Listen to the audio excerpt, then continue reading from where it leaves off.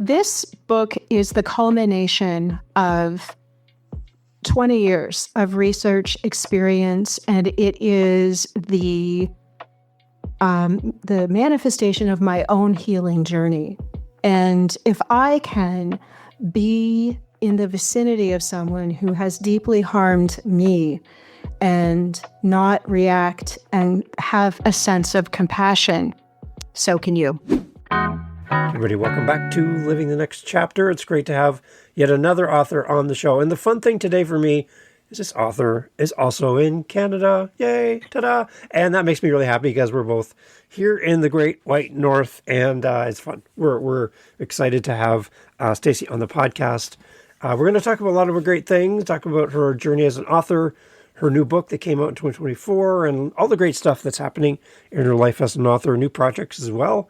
And I'm excited to have Stacey on the show. Stacey, welcome to Living the Next Chapter. Thank you so much. I am thrilled to be here in the Great White North today. There you go. Let everybody know where in the Great White North you are. Big country. Come on. Right. I am in Peterborough, Ontario, Canada, about 2 hours northeast of Toronto. Excellent. Yes, and we go up to Pigeon Lake, I mentioned to you before, and Omimi and all that area. We love Peterborough.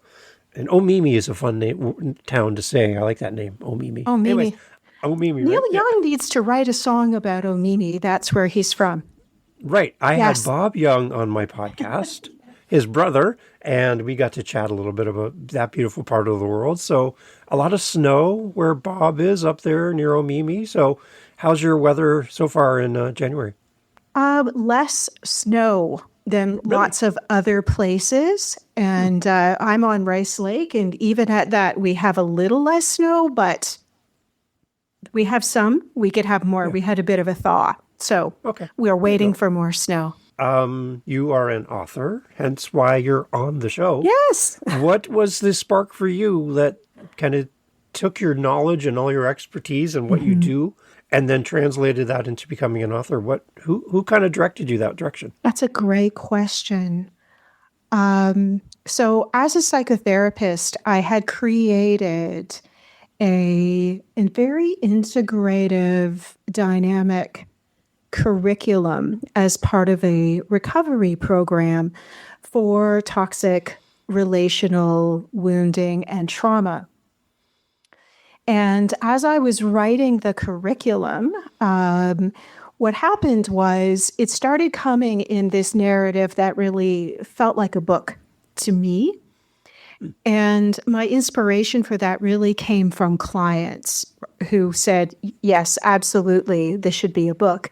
And so it really felt like a love letter to all the clients I've had before and all of the people I would like to work with, but also to have an additional resource available for people who like to read or who like to listen to audiobooks as well. So prior to writing the book, were you a writer as well? Yes, I have always loved to write, but had a lot of imposter syndrome and really hid my light behind a bushel.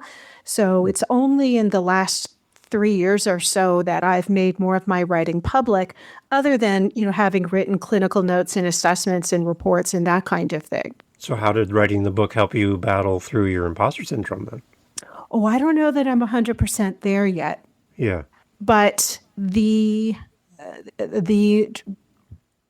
transition of what's in my head onto paper and was a part of that, and then getting feedback and working with a really lovely editor and a really lovely team. And I have to give some credit to the editor whose name is Lynn, because she really helped me with that idea of that, I think everyone has a story and everyone has a good book in them somewhere. So it's getting there. Excellent. Yeah. One of the other shows I do, I talk to podcasters, and they, like authors, struggle with putting themselves out there in the world and subjecting themselves to criticism and opinion. And one of the things, we just did a little mini series about this, about imposter syndrome. And the thing that came up in our podcast was, if you're battling with any type of inner critic or imposter syndrome, is to make a list of the things you've done in the past that you've accomplished. Just make a list of some of the things that you've done, whatever that is, big, small. But these are facts. These are things that you've actually accomplished. And anytime that little nudge comes to you on the shoulder that you're not good enough, which is a thought, then to refer to a list, which is a list of facts. Facts always overrule thoughts. So look at the facts and go, listen, I know I can do these things and I've proven these things. So this thought that I'm not good enough in the moment, I refer to my facts, and my facts prove that I can do this. I love that. I love that. I've said that millions of times to other people. Right. Yeah. And the fact that you have a book Yes. now is on that list, right? Absolutely. What a great point. There you go. Yes. Yes. I hold authors myself to such a lofty standard, right? So that includes myself too. Yes. Yeah, and I think that's the joy of this show is I want to connect authors who are on that journey of writing who, like you, maybe in the early stages, they look at you as a published author and go, oh, well, Stacey, obviously she's an author. She's amazing. I'm just starting and I don't know if I can do this. So if you could reach through the mic and in the earphones and kind of talk to that person that's starting as an author early in their journey, any words of wisdom now that you're at this side of it with a published book? One of them would be to really think about who your audience is and imagine that you're writing the book as a communication to at least one person in that audience. That's one idea I have. And the other one is that, for all of the many people who are out there, there will be someone who needs to read or hear what you have put out there.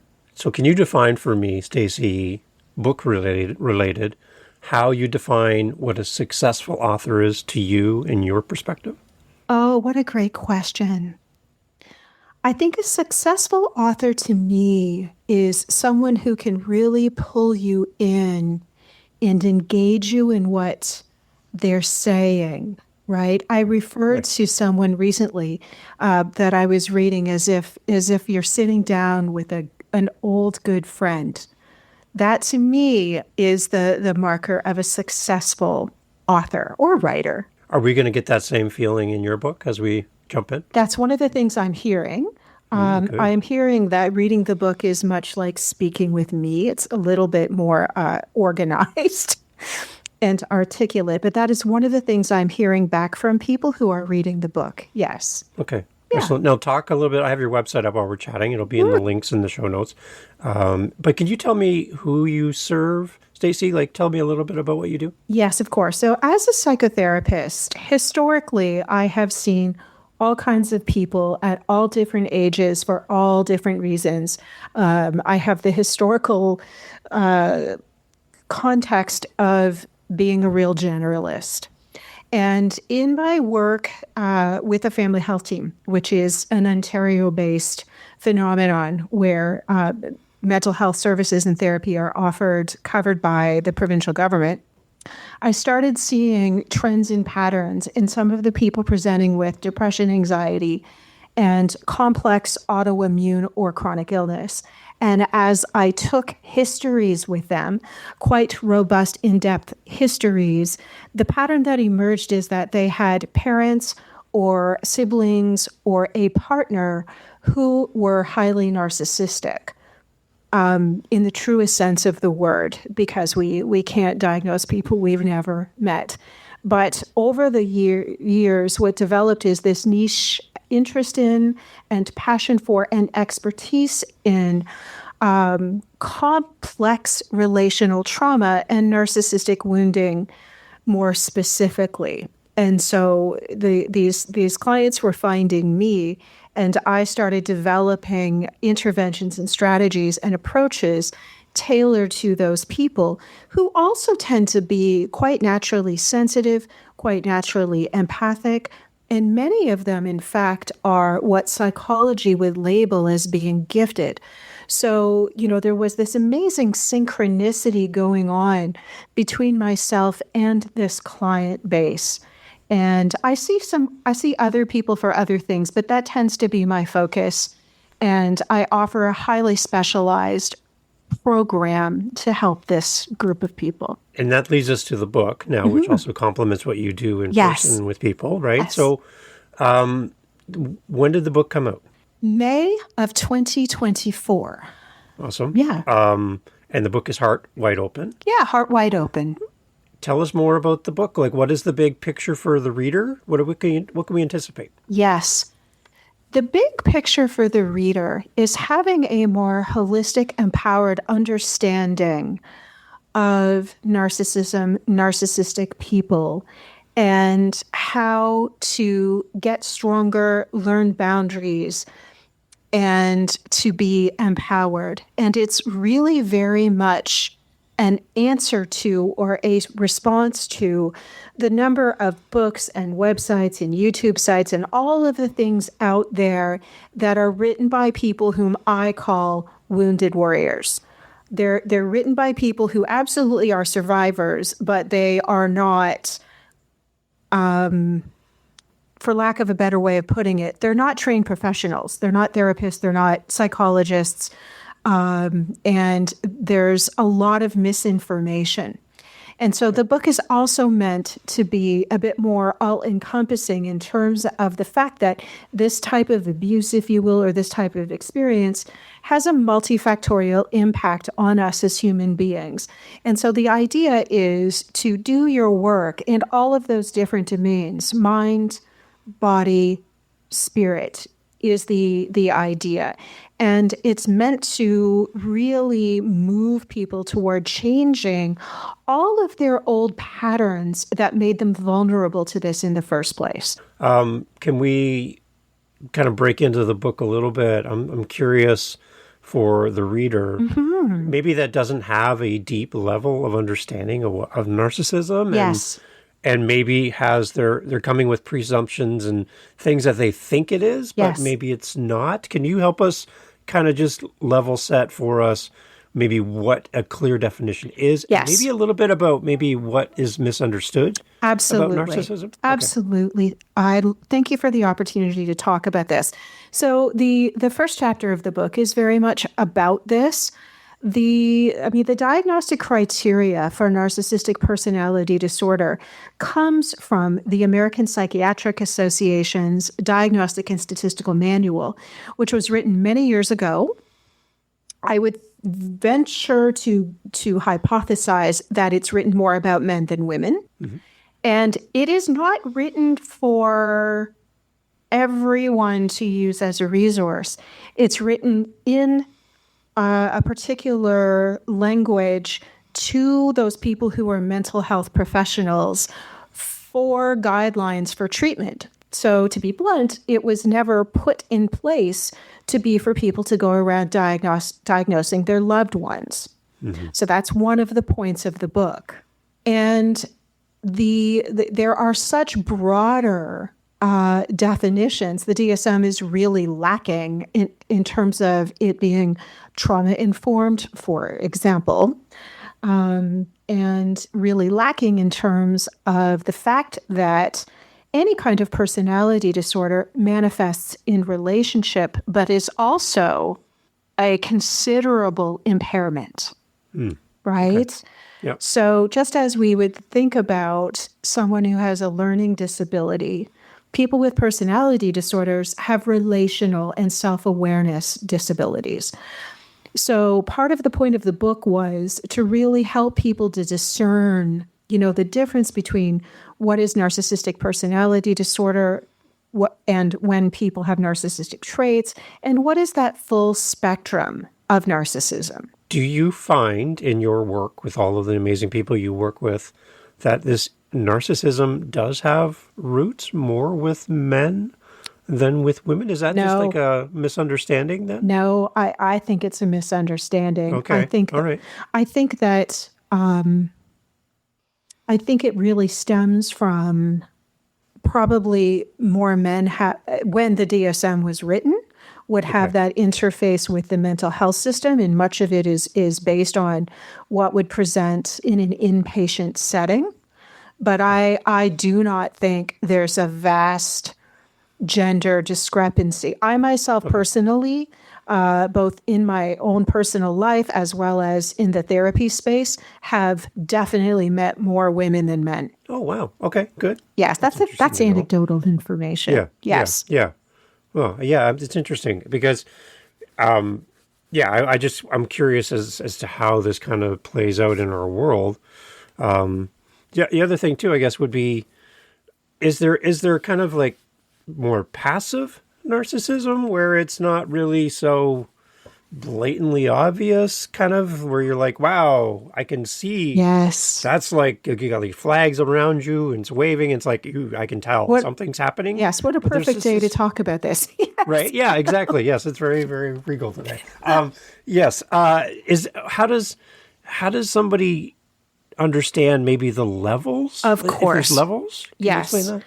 Yes. So technically, for someone to be diagnosed, they have to have at least 5 of the traits Okay. that are within that diagnostic criteria.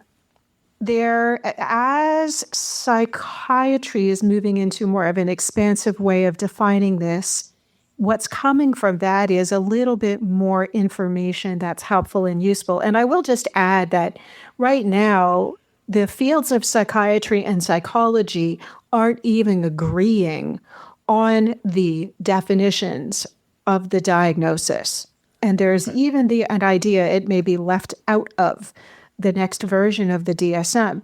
But narcissism can manifest both in very grandiose, overt ways and in very covert, more quiet kind of ways. I have watched people vacillate or be able to present with both of those things. But what goes along with that is someone's other personality traits. I'm an extrovert, for example, and so grandiose narcissists tend to be more extroverted. The more covert ones tend to be more introverted. Very anecdotally, I hear more about more covert or passive types of narcissism. Okay. These are people who are constantly comparing themselves to other people. They are quietly in competition all the time. They are the people who will say things like, I would do that if I was as lucky as you, that kind of stuff. Covert narcissists are more concerned about other people's impressions of them than overt narcissists are, as a general rule. So the traits of narcissism, if we look at dimensions of personality, are influenced by other aspects of personality, including introversion, extroversion, and neuroticism. So go ahead. Is there some kind of cousin relationship with imposter syndrome at all? Because some of the things you're saying is some of the things people talk about from an imposter syndrome's point of view, where they're struggling with people's opinions of them and all of this stuff happening in the background. Like, is there some kind of handshake agreement between these two groups? Great question. I don't think that anyone who's high in traits of narcissism would have imposter syndrome. Okay. When I was teaching counseling, one of the things I would say to the students was, if you feel like you're an imposter or you have some of that insecurity, that's a good sign. But if you feel, without even the ink dry on your diploma, that you can do this better than other people, that's not good. So I would say that covert narcissists don't see themselves as imposters. They see themselves as being able to do something better. They just don't do it. And many narcissists have a seriously compelling level of avoidance. Okay. I regret not putting that in the book, but maybe the next one. But they can be highly avoidant. So if they can't be the shining star at something, or they're going to go into what I call the shame vulnerability vortex, they'll avoid whatever that is. So they may say they have a form of imposter syndrome, but in reality, they don't want to be in situations where they can't feel superior in some way. I hope I answered your question. Okay. All right. So the complete counter opposite to that then would be someone who loves the limelight, loves to be the center of attention Mhm. on stage, as an author, as a podcaster, as a thing, and everyone adore me. Look at me, look at me, look at me.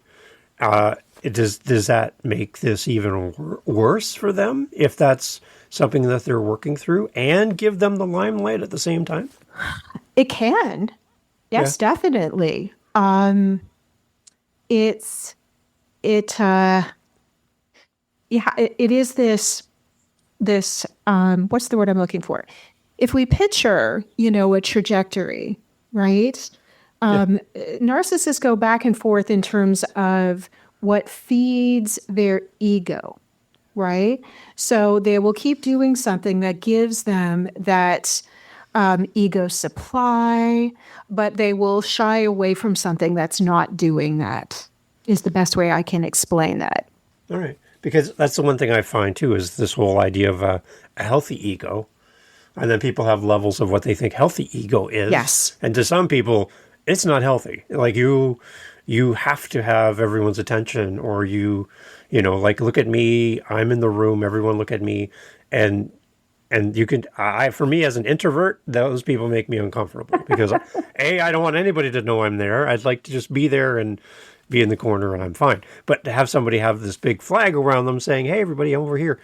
I can't be around that person for long periods of time. I find I retreat. So That's so interesting because I've just been doing a little bit of research about extroversion, which apparently no one researches.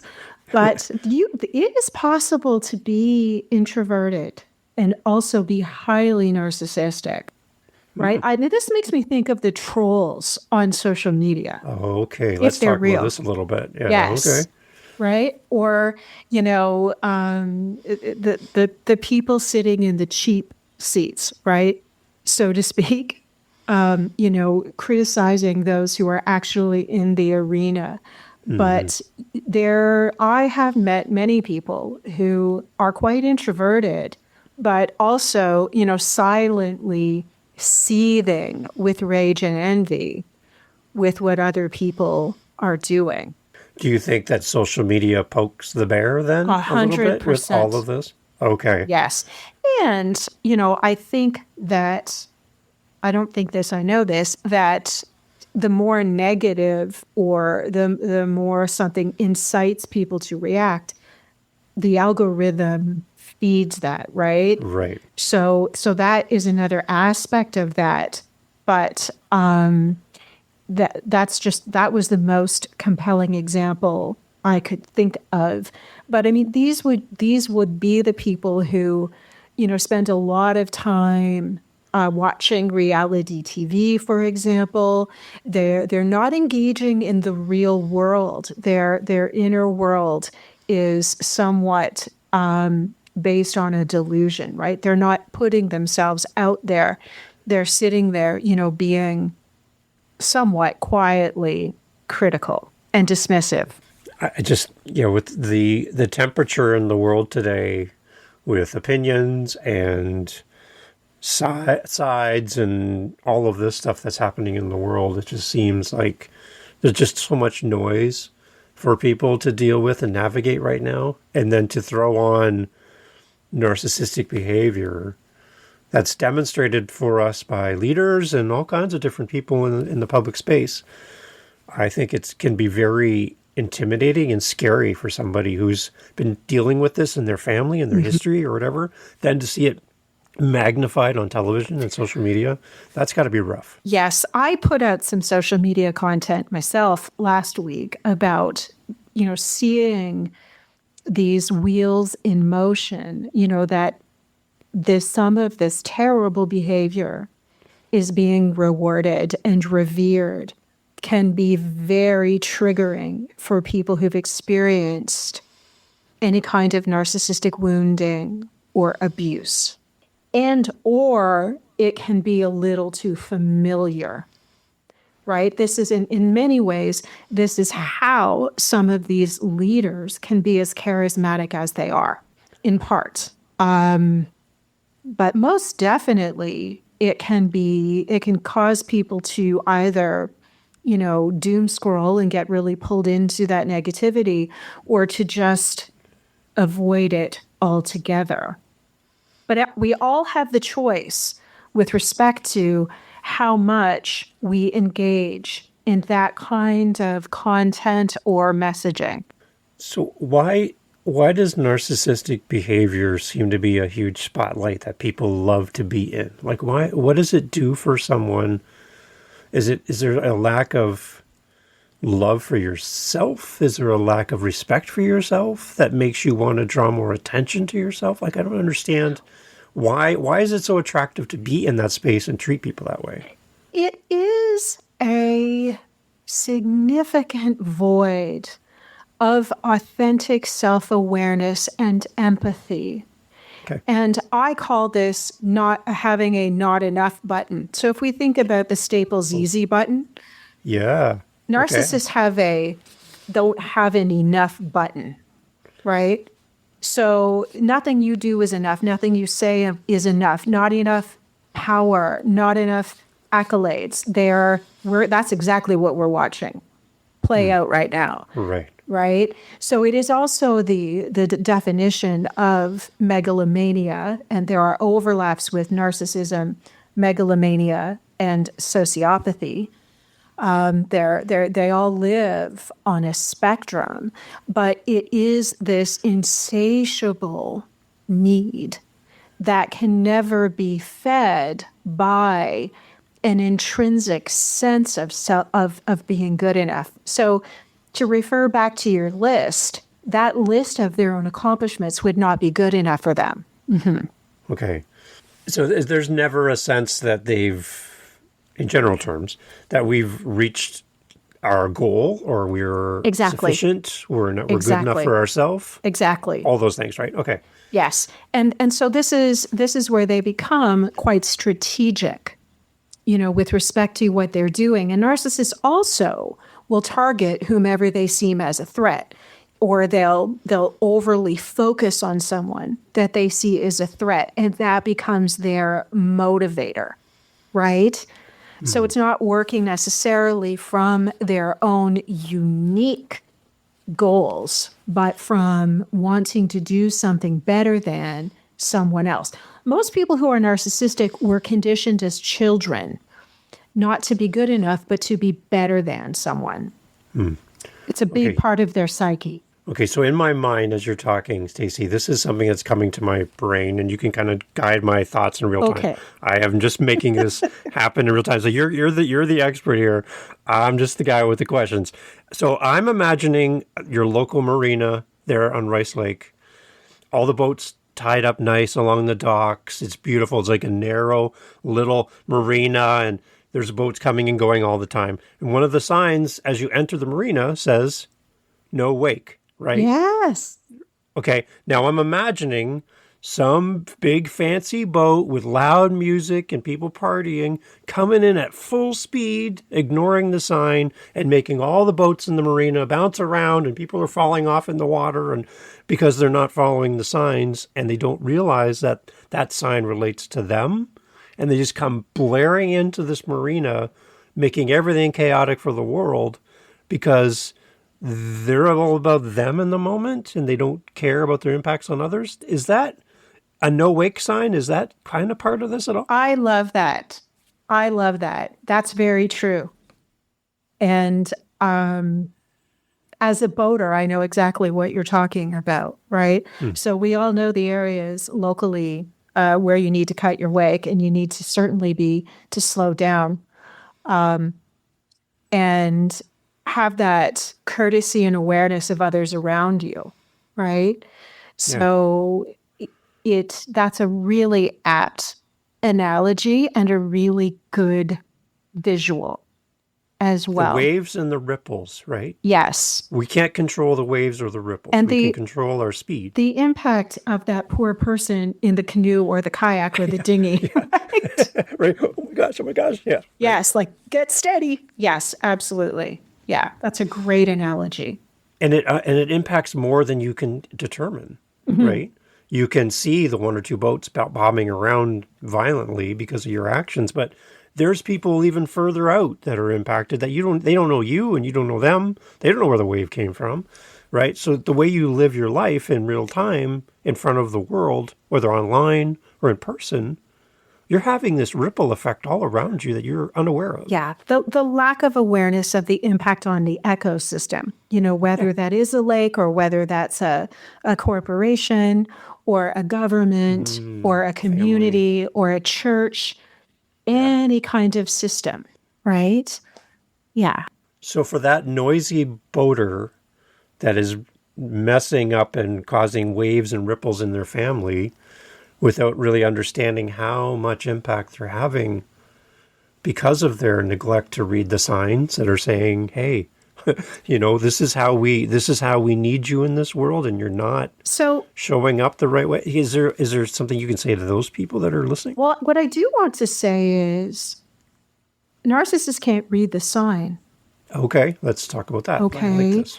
There's an empathy impairment. I mean, narcissists can fake empathy if they're involved with something that's really mirroring themselves. But for the most part, they lack genuine empathy. And if they appear to have empathy, they're going to manipulate that for their own gain most of the time. But that genuine ability to feel with someone, they can't do. It's literally a neurobiological deficit. So it's not a muscle they can develop in the gym? No. Okay. No. Mm-hmm. No matter how much time they go to the gym, it's not coming. No. The best you're going to get is the capacity to make certain behavioral changes, certain ways of doing things differently, but at the core, that ability to really understand someone else's feelings or experiences is very impaired.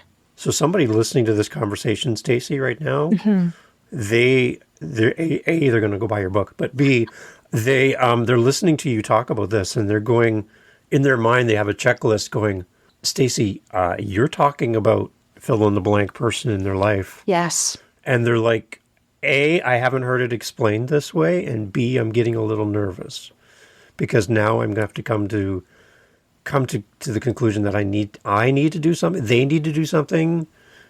How does your book help them in that situation right now as they're listening to this? Yes. One of the things that will happen for people who genuinely have been oppressed in a narcissistic relationship is that they no longer believe themselves. They no longer trust their own instincts because they've been convinced otherwise, sometimes for decades. And they will genuinely believe, or if you're listening to this, you will genuinely believe that it's you when it's not. This is how I separate out in the therapy space, who genuinely is in this toxic dynamic and who isn't, because I have to do a little bit of convincing. But to have a more empowered sense of what's going on, and by that I mean understanding what's going on, having that wisdom and information, and being able to make informed decisions is going to be the answer. Just because someone is mean to you, it doesn't mean they're a narcissist. How other people make you feel is not an indication of narcissism. And, there's a real egoism going on out there where, highly narcissistic people are projecting that out onto others. But you don't have to make any big decisions right away. It can be, you can play the long game in terms of any kinds of decisions you make around whether you set healthier boundaries or whether you go no contact with that person, right? There's a lot of variables, but it doesn't have to jump right to that you have to leave that person or cut them out of your life.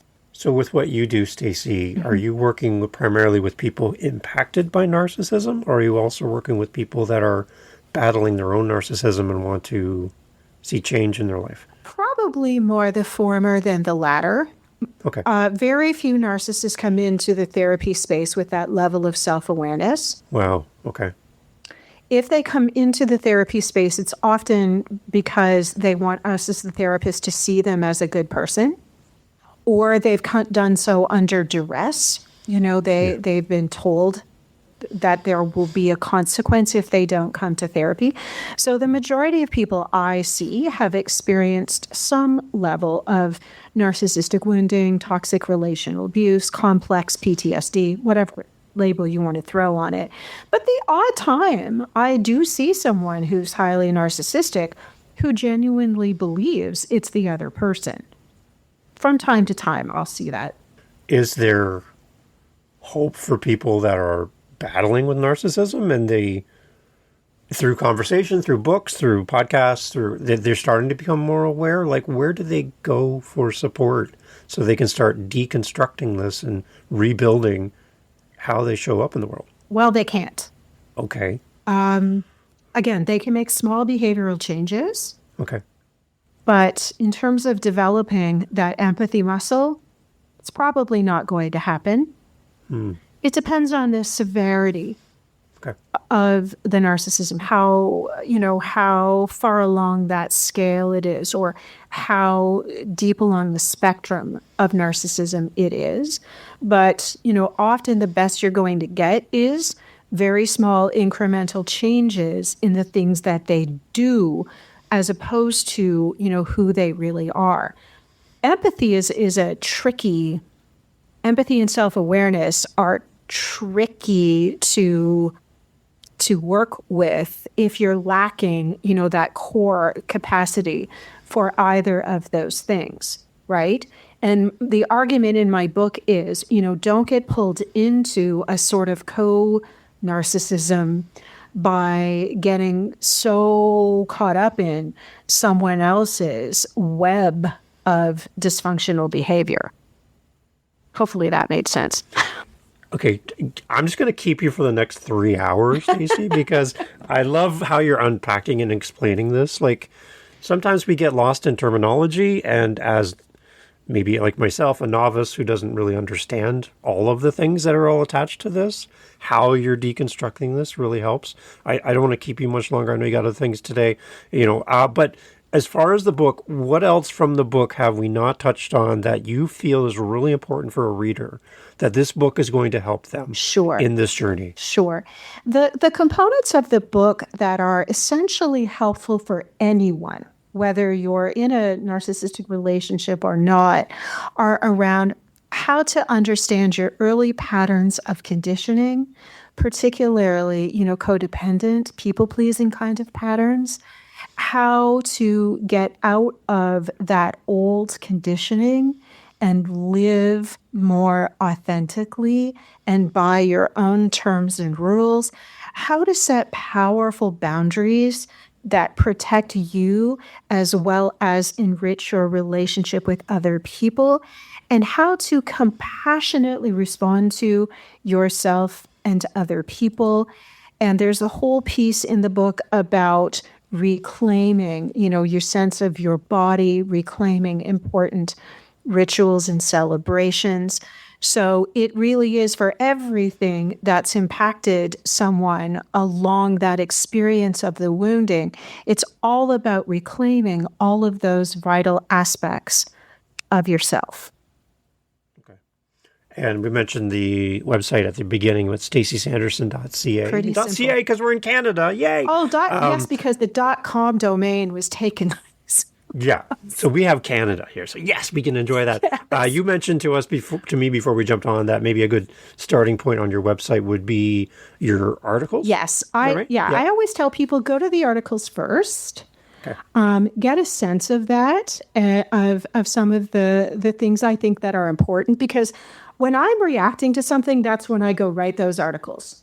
Okay. Right? So if I see something or hear something and it moves me, I'm going to go write about that. And then the other place to look is in YouTube. In YouTube, I do some deep dives into the definitions. And I'm also now adding in pieces around understanding trauma and the strategies to take care of your inner emotional experience so you're not as affected by all those other people who are not regulated. right? That's an important piece to know about narcissists. They're not emotionally regulated. They're upset all the time. So how to really take care of yourself. So again, the articles and then YouTube. Awesome. And then the book is there available as well. It is. I'm hoping to see an article in the future around narcissistic boating. Possibly, Okay. and no wakes. Can you write something like that? Yes. I'd love to read that. Well, I once did a whole lecture on staying out of the weeds after we got stuck in the weeds, which happens here. Yeah. But yeah, maybe. Yeah. there you go. How to read the no wake sign. I'm interested to see that one. That'll be interesting. Yes. I love it. I love that. Yes. There you go. So, Stacey, as we leave, again, thank you for being so generous with your time. Let's just talk to that again. That reader listening to the show and excited about your book. I would love for you to share your love letter to that reader. Just you and them together. They have your book. They're going to open it for the first time before they read a single word of your book. I just want you to picture them holding your book. Tell me what's your love letter to that reader about the book, about their situation, about how this book's going to help them, your connection with them. What do you want to say to that reader? You bet. This book is the culmination of 20 years of research experience, and it is the manifestation of my own healing journey. And if I can be in the vicinity of someone who has deeply harmed me and not react and have a sense of compassion, so can you. Beautiful. There you go, everyone. StaceySanderson.ca. Make sure you go grab the book. Make sure you go check out the website. Go check out the articles and all the things we talked about today. And if you have somebody in your life that that you're really concerned about, then you need to go get the book. And if you're looking for healing and you're looking for the next steps in your journey, please grab a copy of the book. And as you're listening to this, you're thinking, I know somebody that would also get great value from the book, then buy a second copy. But always leave a great review wherever you purchase the book so more people will fall in love with it and fall in love with Stacey as well. So Stacey, thank you again for all of your time and attention and sharing your wisdom with us. I know we just touched the surface, but that's where the book comes in to support and to help us with our next steps. So thank you so much for being part of this. My absolute pleasure. Thank you so much. Hey, thanks for being here for the Living the Next Chapter podcast. So glad to have you as part of our family of listeners. There's a seat for you just here on Living the Next Chapter, and I'm so happy that you have listened to all the way to the end. Wow, you are now my new bestie. I want to let you know that I host 7 other podcasts on top of Living the Next Chapter. Yep, 8 total. One of them is called the How To Podcast series. If you are thinking, you know what, Dave, this podcast thing seems like a lot of fun. Well, I'll give you a secret. It is. It's a great, amazing, fun time where you can get to meet great people, get your word out there, promote your book, promote what your coaching program, whatever you're doing. Podcasting is great. And if you want to learn how to do this, what you're hearing right now, head over to howtopodcast.ca and look up the How to Podcast series on YouTube, whatever app you're listening on. You'll find me there. And I'd love for you to come listen to how to do this. And if you're interested and have questions on how to podcast, reach out to me at howtopodcast.ca. Thank you for listening. Talk soon.